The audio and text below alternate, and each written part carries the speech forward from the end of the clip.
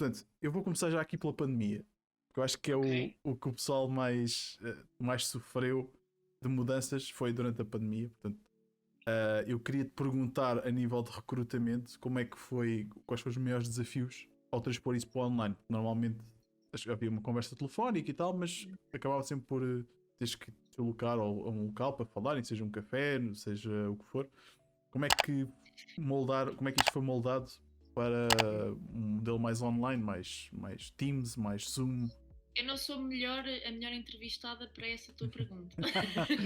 Mas com certeza terás uma visão mais ampla do que eu. Tem. Não vou fazer publicidade a coisas minhas. Podes fazer. Que eu escrevi um artigo sobre isso na altura.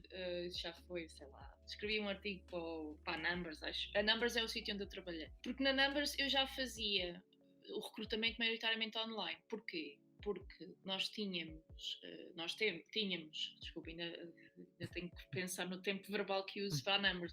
Eles ainda têm, né? A escritório em Lisboa e em Amsterdão, e a maior parte do recrutamento que eu fazia acabava por ser para Amsterdão, 70% era para lá. E eu estou cá. Eu estou aqui em Lisboa e a maior parte dos perfis e do talento, principalmente quando eu comecei na Numbers, eram pessoas que não estavam na Holanda.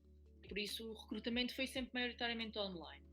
Esporadicamente, eu diria, por volta de 10%, 8% do recrutamento tinha alguma componente offline, em que eu chamava, imagina, se fosse um candidato de Lisboa, eu chamava o candidato ou na primeira ou na segunda entrevista ao escritório para vir conhecer e para perceber as pessoas, essas coisas. E a mesma coisa na Holanda. Não comigo, mas por exemplo, se houvesse, eu podia fazer a primeira entrevista, mas para a segunda ou para a terceira a pessoa ia ao escritório para conhecer a vibe. E isto vai então responder também à tua pergunta, e o maior pânico que eu senti das colegas foi o facto de sentirem que iam deixar de ter alguma informação sobre o candidato perdida ao longo do processo, né? Porque não tens aquela componente mais pessoal, há muitas coisas que tu compreendes muito na interação mais física, né? Se a pessoa é educada, se chega a horas, se não chega a horas, como é que a pessoa está diante de ti, como é que ela comunica, como é que ela interage contigo, e essa informação de facto é muito mais difícil de ter online. No entanto, online também tem as suas travessuras.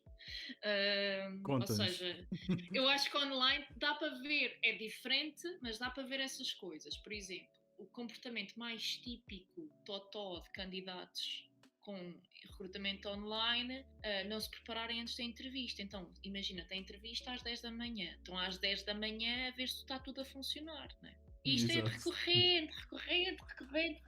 Ao link. E depois, imagina, obviamente chegam atrasados à entrevista, eu já liguei, depois já há uma péssima impressão, porque vê-se mesmo que o candidato... E há candidatos que ainda pedem desculpa, mas há candidatos que não pedem desculpa, chegam atrasados 5 minutos. Depois também existem situações em que durante a entrevista, imagina, ligam a câmara, como não prepararam, depois está um som maluco não sei aonde, ou os fones não funcionam, candidatos que me aparecem assim, ou assim. Olha, eu posso dizer que também já houve recrutadores que me apareceram assim, acreditas? Eu também, olha, eu como pessoa de transição de empregos, isto não é só convosco, eu tive histórias do demo nos processos de recrutamento. Eu tive um senhor, sério, espero que ele não me esteja a ouvir, mas era um senhor que eu estava a responder, ele pôs-se em mute e estava a falar assim para uma mulher. Eu estava a responder, parei de falar, né? Não tinha mais nada para dizer, e ele continuou, estás a ver? Eu pronto, ok, why not? Devia ser a mulher, provavelmente. Why not? Ele até tinha aqueles pratos azuis que não sei se é no norte, se é no sul. Sim, aquele bem antigo, sim. Tu pões na parede, olha, achei aquilo divinal.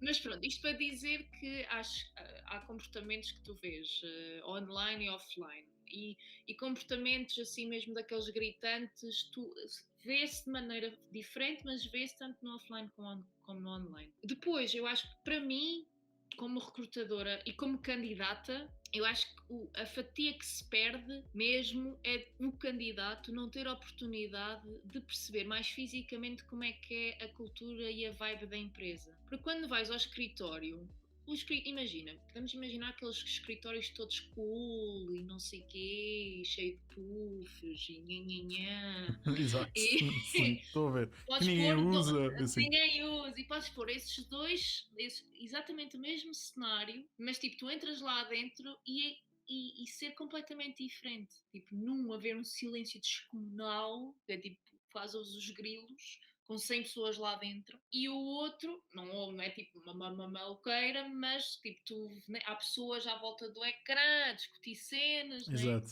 E eu lembro, uma vez fui em reunião numa empresa muito prestigiada da IT, isto como